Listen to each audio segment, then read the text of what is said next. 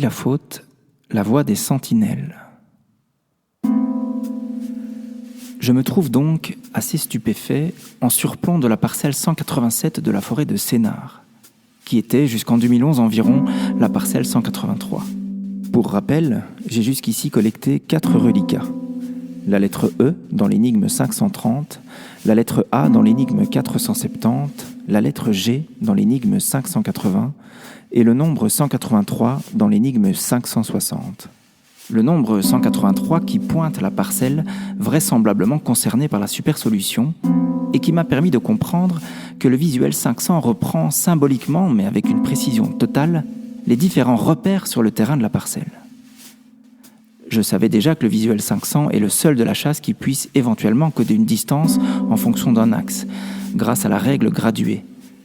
Je comprends désormais que cette hypothèse de principe était correcte et qu'il va probablement falloir interpréter le décryptage des reliquats à l'aune du visuel pour pouvoir appliquer la solution finale sur le terrain. C'est vertigineux, j'éprouve la sensation d'être subitement très proche de la chouette. Je pourrais fouler le sol de la parcelle 183-187 et peut-être ainsi marcher sur la tombe de la chouette, mais je sais que la démarche est vaine. Il me faut débusquer les reliquats manquants, minimum 2 dans chacune des 2 énigmes restantes, puis les décrypter. Je dois comprendre comment Max Valentin a pensé cette joute finale, comment il a articulé les différents éléments. Je vais bientôt de nouveau tomber de ma chaise. Je dois décidément avoir des soucis d'équilibre. Dans l'énigme 650, les choses sont beaucoup plus claires. Je vais d'ailleurs pouvoir vérifier ce que j'avançais dans la vidéo qui concerne cette énigme. J'y prétendais qu'il fallait enlever un chiffre des 8000 mesures, ce qui permettait d'atterrir à Forbach au départ d'Épernay, la spirale à 4 centres. Cette suppression d'un zéro, qui subsistait donc à mon décryptage, m'enjoignait de faire la même chose dans le code 71721075. Je décodais alors le village Lourdes sans S. Restait dès lors sur le carreau la lettre E, une deuxième fois. Et j'avais alors indiqué que ces erreurs, qui n'en sont peut-être pas, avaient le don de montrer de façon très claire que des éléments restaient en jachère dans au moins une énigme du jeu. C'était la porte ouverte, selon moi, à une réflexion possible quant à une potentielle énigme cachée qui comprendrait, qui reprendrait ces éléments restants. Bref, le moment est venu de voir si ces 2 reliquats potentiels, 0 et E, font sens dans l'univers que j'ai créé en privilégiant ces solutions. De prime abord, ces 2 reliquats m'arrangent bien, et ce pour plusieurs raisons. A. Pour la première fois, ils sont 2, et je suis censé en trouver au moins 2 dans cette énigme, si je veux faire honneur à l'addition induite par Max quant à leur nombre, 1 plus 1 plus 2 plus 2. B. Max a indiqué dans un madi que si nous trouvions 2 fois le même reliquat dans une même énigme, il ne faudrait en garder qu'un. C'est exactement ce qui se passe ici, puisque je retire une première fois un 0 des 8000 mesures, puis une deuxième fois du code 71721075. Je garde donc une seule fois le chiffre 0. C. Max a indiqué qu'il est possible que 2 reliquats identiques fassent leur apparition. Une fois de plus, c'est le cas ici, puisque la lettre E est déjà sortie du chapeau 530. Je commence dès lors à réfléchir à la façon de décrypter ces 2 nouvelles trouvailles. Le 0, tout d'abord. Il présente une certaine cohérence avec les reliquats E, A et G, en dépit du fait qu'il est un chiffre et non pas une lettre. C'est le fait qu'on peut également le décrypter en fonction de l'énigme 580. Car si dans cette énigme, les notes anglo-saxonnes peuvent être décryptées pour en faire des notes latines, mi, la, sol en l'occurrence, il se fait que la solution de l'énigme en elle-même propose une méthode de décryptage potentiel. En effet, mon décryptage final en 580 affirme que, par exemple, et en ce qui nous concerne, Angers vaudra 0. Est-il temps d'indiquer que, à l'inverse, 0 vaut désormais Angers ? Bon, je sais déjà que la supersolution se réalise en forêt de Sénart. Il est donc exclu que la ville d'Angers intervienne en tant que telle. Mais qu'en est-il de l'homophonie Angers, qui pourrait être une sorte de décryptage de second niveau du reliquat 0 ? Ce Angers a pour moi du sens parce que, chronologiquement, nous venons de décrypter le reliquat 183. Nous avons vu dans la vidéo précédente que j'avais fait le lien entre ce nombre et la parcelle correspondante. Mais encore fallait-il établir le lien entre la parcelle 183 et le visuel 500. Eh bien, c'est exactement, selon moi, la fonction de ce Angers issu du reliquat 0. Car quand je pense à la locution Angers dans le cadre du jeu, je pense directement à la clé de sol, clé de G en anglais, du visuel 500. Et c'est à ce moment-là que le lien entre la parcelle 183 et le visuel 500 devient manifeste.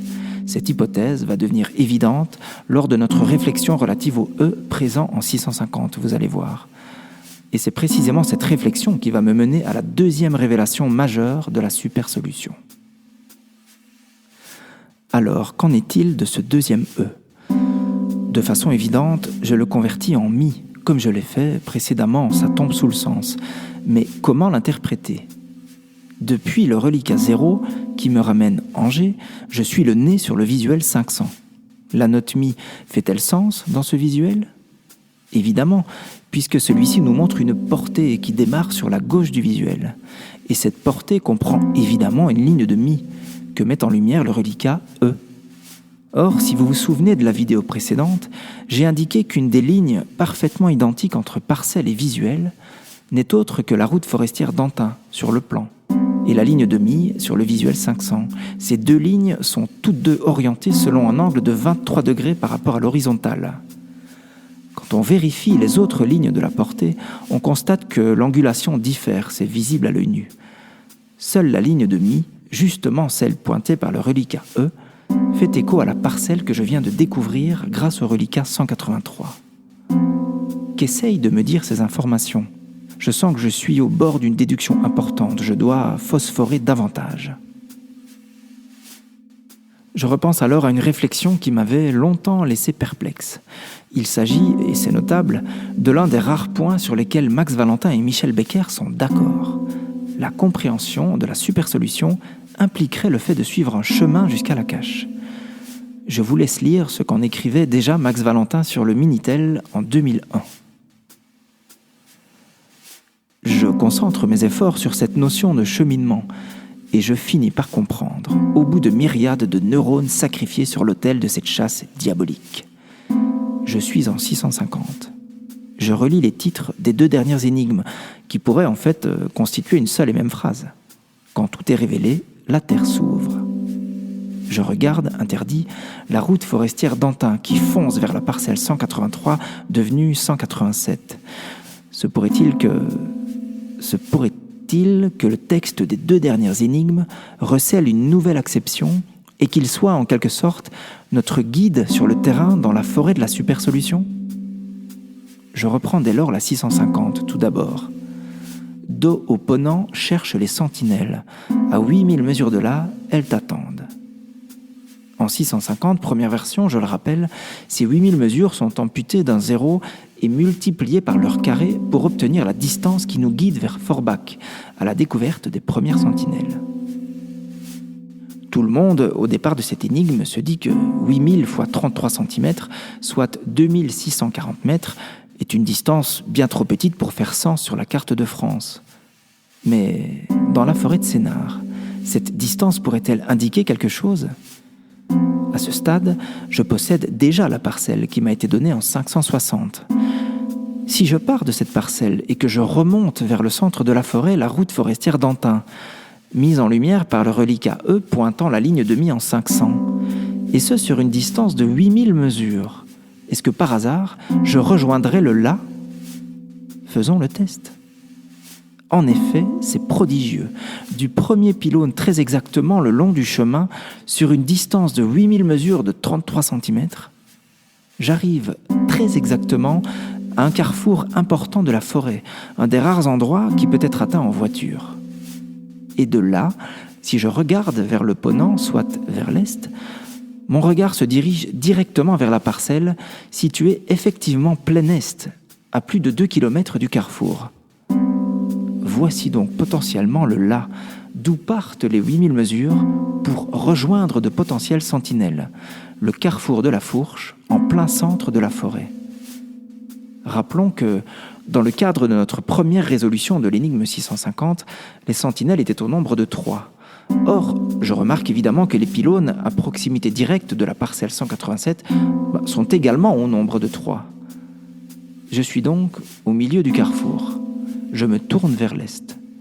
Que se passe-t-il si je continue à parcourir le texte de la 650 en me projetant dans l'univers de la supersolution? Voyons voir. Trouve-les, il te faut les passer en revue. Jusqu'ici, les choses sont limpides si je considère que les 2 dernières énigmes nous guident vers la chouette quand tout est révélé. Mon parcours démarre au carrefour de la Fourche. Je marche le long de la route forestière d'Antin vers l'est. C'est peut-être d'ailleurs la raison pour laquelle Michel Becker, à l'inverse de Max Valentin, préconise le recours à une boussole. En pleine nuit, au beau milieu de cette forêt domaniale, il est au départ possible de se tromper d'embranchement. D'un autre côté, si les repérages ont été correctement réalisés de jour, nul besoin d'une boussole puisqu'il suffit de suivre un chemin unique, carrefour après carrefour, vers la parcelle désirée. Et au bout de ces 8000 mesures, apparaît au détour du chemin qui remonte subitement vers le nord-est, la première sentinelle, un pylône à haute tension. En fait, tout se passe sur le terrain conformément à ce qui est écrit dans le livre. C'est d'ailleurs à ce moment-là de notre lecture que se montre le reliquat E, qui pointe justement le chemin à suivre, celui que symbolise la ligne de mi du visuel 500. À ce stade, il faudrait donc passer les pylônes en revue pour tenter de déterminer, de notre fauteuil, lequel est concerné par la supersolution. Si j'ai raison, mesurons ensemble quel degré d'intelligence et de précision requiert le fait d'utiliser une première fois le texte d'une énigme pour construire un premier ensemble de lignes sur la carte de France, puis produire au départ de ce même texte une seconde acception cachée qui s'incarne à la perfection sur un deuxième support, la carte finale de la supersolution, tout en programmant en parallèle et de façon totalement intégrée la découverte de reliquats qui vont pouvoir guider notre attention, pas après pas, déduction après déduction. Moi, je trouve ça insensé de subtilité. Poursuivons la lecture du texte pour voir si cette convergence entre texte 2.0 et carte de scénar se poursuit en 520. Vous allez voir, c'est magique. Entre eux, il n'y aurait que 2 intervalles s'ils étaient alignés. Eh bien, c'est exactement le cas ici. Les pylônes sont alignés. C'est désormais la proposition conditionnelle qui devient la situation effective. En 520, les chevalements étaient disposés en triangle, justifiant un conditionnel, qui était alors la proposition absurde. Mais le fait d'avoir composé cette phrase de cette façon contenait en elle-même le germe d'une acception qui prend tout son sens en secondes noces. J'adore. Mais ce serait là un jeu bien trop facile. Maintenant que tu as dénoué tous les fils, le doute est le dernier supplice qui te sera infligé. Car c'est la règle de cette partie cruelle, seul, tu dois trouver où porter ta pelle. Nous y sommes, dans le cœur de la crypte maxienne, le centre de la toile. Ces quelques phrases que nous connaissons bien affirment qu'il faut faire un choix entre ces 3 sentinelles que sont probablement les pylônes de la parcelle voisine. En 520, si vous vous en rappelez, c'est le fil de gauche qui s'était avéré être le bon. Mais qu'en est-il désormais ? Je note, en outre, que le mot « fil », qui était adapté à la fois au fil de la toile de l'épère et au tracé sur carte de France, est également adapté à ces pylônes dont les fils électriques filent vers le nord. Il me faut revenir à la recherche des reliquats, car j'aborde la dernière énigme qui doit en receler au moins 2, si j'en crois la doctrine maxienne. Revenons un instant, si vous le voulez bien, à la résolution de l'énigme 520. Pour résoudre le doute lié au choix des fils, j'avais compté le nombre de lettres de la locution « Seul tu dois trouver où porter ta pelle », laquelle comportait 32 lettres. Je l'avais ensuite convertie en son homophonie « Seul tu dois trouver où porter ta pelle », qui comporte dès lors 33 lettres et pointe le fil de 330 km vers la ville de La Flèche, au départ d'Épernay. Vous avez déjà compris, j'en suis sûr, le nombre 32 est un candidat idéal au rang de reliquat. Étape de résolution qui mène vers la bonne solution, 33, il subsiste à mon décryptage. J'ajoute donc le nombre 32 à ma collection de reliquats qui commence à s'étoffer. Mais quelle peut être la signification de ce nombre? Une distance au départ du pylône? Si c'est le cas, ce nombre ne m'aide pas vraiment à choisir quelle est la bonne sentinelle, le bon pylône. Mais avant de me plonger dans la réflexion relative au doute, plus cruel que jamais, je tente de me convaincre du fait qu'il me faut terminer ma collecte, car il doit rester au moins un reliquat dans cette énigme. Je note également que ma théorie relative à la présence de l'ouverture Bourges dans toute énigme qui comporte un ou des reliquats se vérifie. En 650, mon trait final passe précisément par la ville de Bourges.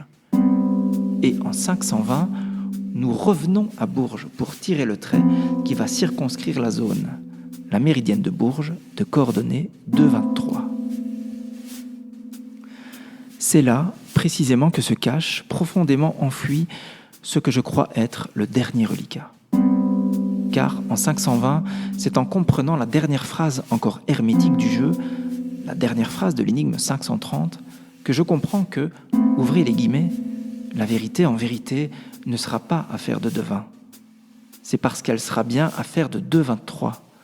Cette méprise entre les coordonnées 2,20 et 2,23, je l'avais expliqué dans la vidéo afférente, est une erreur historique entre deux droites virtuelles très proches l'une de l'autre, le méridien de Paris et celui de Bourges. C'est de cette ambiguïté bien connue des historiens que s'est inspiré notre maître de cérémonie pour nous mettre sur la voie de la dernière ligne du jeu à tracer. Mais alors, 2,20, erreur qui nous met sur la voie de la juste solution 2,23, et bien évidemment un reliquat.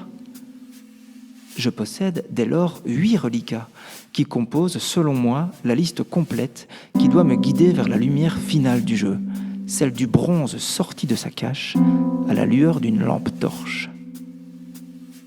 E, A, G, 183, 0, E, 32, 2,20. Telle est, selon moi, la liste de reliquats tant convoitée. Je me trouve face aux sentinelles, au bout des 8000 mesures qui ont mené mes pas le long de la route d'Antin, en forêt de Sénart. Au bord du chemin, je les regarde tour à tour perplexes. Quel pylône est le bon? Que dois-je faire des 2 derniers reliquats, 32 et 2,20? Un nombre et une coordonnée. Je reviens aux énigmes. Le texte doit, d'une certaine manière, me dire quoi faire. Seul, tu dois trouver. Je sais que la réponse est là, quelque part. Je reprends le visuel de l'énigme 650. Le personnage, pelle à la main, fait face aux sentinelles. Et ce personnage, je le sais maintenant, c'est moi. Et donc, c'est nous.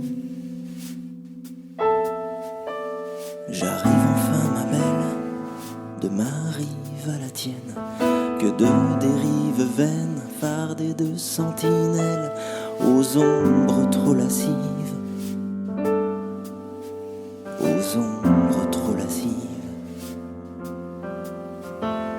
Je viens enfin, ma belle, de ta terre à la mienne, monte à la lune pleine des plaintes éternelles, que l'absence ravive, que l'absence ravive.